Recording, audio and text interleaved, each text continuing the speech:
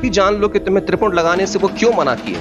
इसलिए मना किए कि जैसे एक स्त्री के मस्तक पर त्रिपुंड धारण होता है, उसके आभा मंडल में शिवत्व की झलक होती है, उस आभा मंडल में भगवती की झलक होती है, और उस वक्त उसका सौंदर्य, उसका माधुर्य जो होता है वो आध्यात्मिक हो उठता है, उसका माधुर्य वह भगवत कृपा से भर उठता है। इसलिए पुरुषों को तुम्हारी तरफ देखने में आकर्षण कम प्रतीत होता है। पुरुषों को तुम्हारी तरफ जो नकारात्मक दृष्टिकोण है, जो काम वासना से भरा दृष्टिकोण है, वह कहीं न कहीं उसे रोकती है। तो पुरुष कहते हैं स्त्रियां अगर त्रिपुंड धारण करेगी तो उनकी काम वासनाओं को संतुष्ट करने वाली जो उनकी गंदी निगाहें हैं, वो किस प्रकार से तुम्हारे भावमंडल से संतुष्ट हो पाएगी। गुरु महादेव, गुरु माता भगवती का स्मरण करते हुए शिवगणों की प्रेरणा से मैं अपनी बात प्रारंभ करना चाहता हूं। महादेव आप सबका कल्याण करें, और इस संसार में यदि एकमात्र कोई गुरु है तो देवाधिदेव महादेव है। मन में बिल्कुल संशय ना रखें। जिस तरह आप महादेव से धन दौलत, ऐशो आराम, ऐश्वर्य, मान, प्रतिष्ठा सब प्राप्त करने की कामना करते हैं, प्रार्थना करते हैं, प्रभु आपको प्रदान करते हैं, ठीक उसी प्रकार से यदि आप ज्ञान प्राप्ति, यदि आप मोक्ष प्राप्ति के लिए भी प्रभु से प्रार्थना करेंगे गुरु मानकर, तो वह आपको प्रदान करेंगे, इसमें कोई संशय नहीं। इसलिए महादेव को गुरु मानते हुए अपने साधना पथ की तरफ बढ़िए। जीवन का एकमात्र लक्ष्य साधना है, क्योंकि साधन में तो सब जी रहे हैं, लेकिन साधन से परे हटकर, साधन को साधन बनाकर प्रभु तक पहुंचने का साध्य होना चाहिए। यही जीवन का एकमात्र उद्देश्य है। आज मैं जिस प्रश्न को ले रहा हूं वो प्रश्न किसी कमेंट बॉक्स में किसी बहन ने शायद पूछा है कि क्या कोई स्त्री त्रिपुंड लगा सकती है क्या? बिल्कुल लगा सकती है। कहीं भी किसी भी प्रकार का कोई निषेध नहीं है।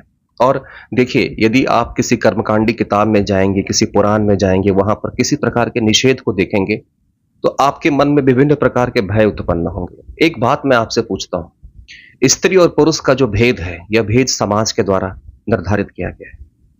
स्त्री और पुरुष का जो भेद है वो कर्मकांडों के तहत निर्धारित किया गया है। वास्तव में प्रभु के समक्ष किसी प्रकार का कोई भेद नहीं। सबके अंदर वही आत्मा विद्यमान है, सबके अंदर वही परमात्मा विद्यमान है, सब उसी प्रकृति से निर्मित है।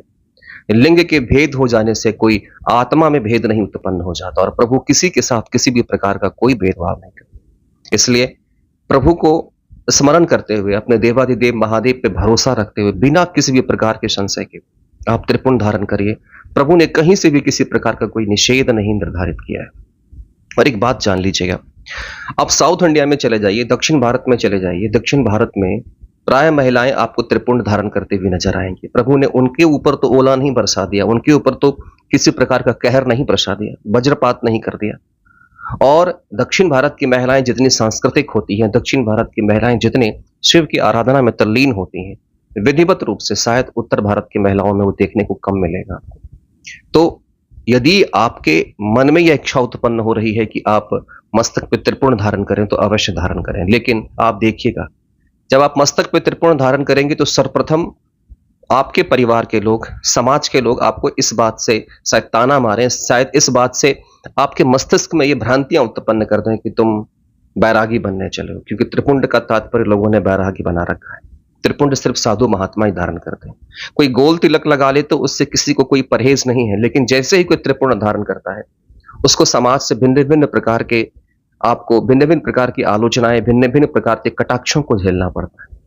तो इसके पीछे मुख्य कारण यह है कि जो त्रिपुंड है उसके रहस्य को नहीं समझ पाते। मैं कहता हूं एक बात, त्रिपुंड धारण करने का तात्पर्य है सतगुण, रजगुण, तमगुण, इन तीनों गुणों को अपने मस्तिष्क पर धारण करते हुए, बीच में जब आप लाल टीका से आप बीचों बीच आप देख रहे होंगे मेरे मस्तक पे, जब आप उसे धारण करते हैं, इसका तात्पर्य होता है शिव और शक्ति का मिलन, इसका तात्पर्य होता है प्रकृति और पुरुष का मिलन, इसका तात्पर्य होता है कि वह साधक और साधिका, वह सत रज तम तीनों को धारण करता है। उससे भी बड़ी बात मैं आपको बताऊं, यदि आप त्रिपुंड धारण करते हैं, माताएं और बहनें, मैं कहता हूं एक बार तुम धारण करके देखो, तुम देखना तुम्हारे प्रति किसी भी व्यक्ति की अश्लील दृष्टिकोण यदि होगी तो वो शांत हो जाए।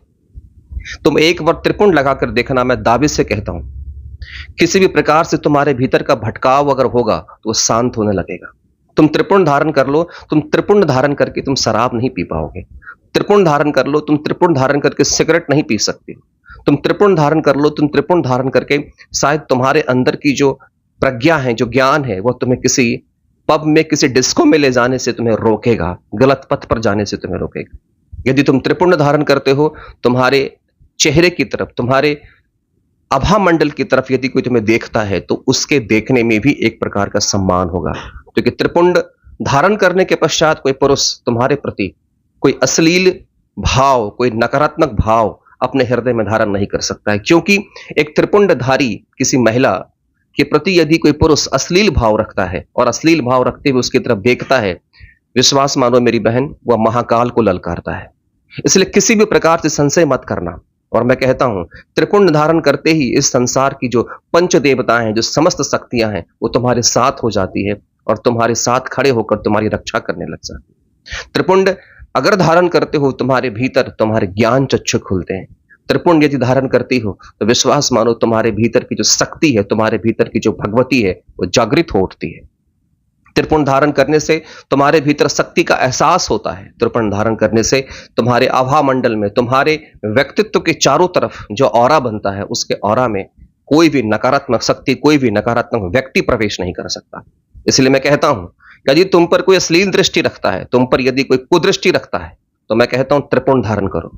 यदि तुम्हें लगता है कि तुम्हारा मन विचलित है, तुम्हारे मन के भीतर अशांति है, सदैव वो अस्थिर रहता है, इस स्थिति में तुम त्रिपुंड धारण करो और जब भी आंखें बंद करो, तुम अपने मस्तक पर उस त्रिपुंड का ध्यान करो। मैं कहता हूं तुम्हारा मन स्थिर होने लग जाएगा। इसलिए किसी भी प्रकार से संशय मत करना। यदि तुम शिव की अनुरागी हो, यदि तुम महादेव की अनुरागी हो, तो एक बात याद रखना, त्रिपुंड तुम्हारा अधिकार है। और जो त्रिपुंड लगाने से सर्व महसूस करता है, त्रिपुंड लगाने से जिसे परहेज है, विश्वास मानो वो शिव का अनुरागी कभी नहीं हो सकता, वो शिव का शिष्य कभी नहीं हो सकता, वो शिव का भक्त कभी नहीं हो सकता।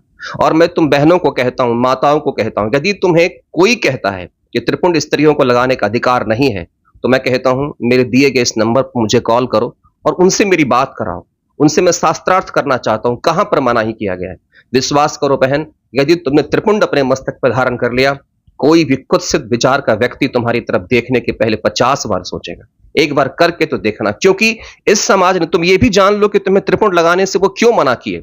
इसलिए मना किए कि जैसे एक स्त्री के मस्तक पर त्रिपुंड धारण होता है, उसके आभा मंडल में शिवत्व की झलक होती है, उसके आभा मंडल में भगवती की झलक होती है, और उस वक्त उसका सौंदर्य, उसका माधुर्य जो होता है वो आध्यात्मिक हो उठता है, उसका माधुर्य वह भगवत कृपा से भर उठता है। इसलिए पुरुषों को तुम्हारी तरफ देखने में आकर्षण कम प्रतीत होता है।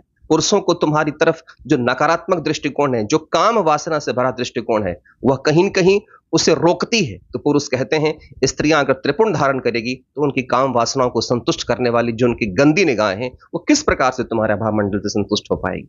इस कारण वो क्या करेंगी, वो करेंगे तुम्हारे कि तुम त्रिपुंड धारण ना करो, ताकि वो अपने कुत्सित दृष्टि से, अपने काम वासना से भरे दृष्टिकोण से तुम्हें देखे। लेकिन त्रिपुंड धारण करने वाली महिलाओं के प्रति किसी भी व्यक्ति के भीतर यदि काम वासना भी उत्पन्न होती है, वो त्रिपुंड उस वक्त ढाल बनकर खड़ा हो जाता है। तुम्हारे आकर्षण में वह आध्यात्मिकता पनप उठती है, तुम्हारे भीतर एक शौर्य पनप उठता है। इसलिए मैं कहूंगा कि त्रिपुंड धारण करो, किसी भी प्रकार से किसी प्रकार का संशय ना रखो।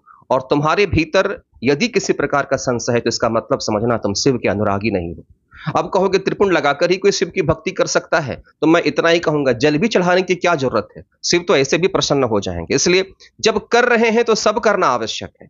यह कहकर स्वयं को बचा लेना कि समाज मेरी भर्त्सना करेगा, इसलिए मैं त्रिपुंड धारण नहीं करूंगी और मैं कह दूंगी कि त्रिपुंड बिना लगाए महादेव प्रसन्न हो जाएंगे, तुम्हारे मन की चालाकी को शिव के गण बहुत ही अच्छी तरह समझते हैं। इसलिए मैं कहूंगा त्रिपुंड धारण करो, किसी भी प्रकार की कोई समस्या हो उससे बात करना।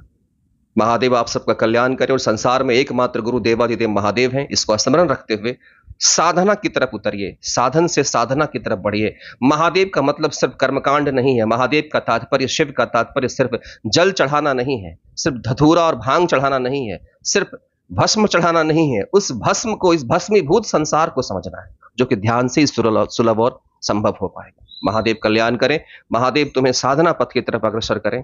हर हर महादेव।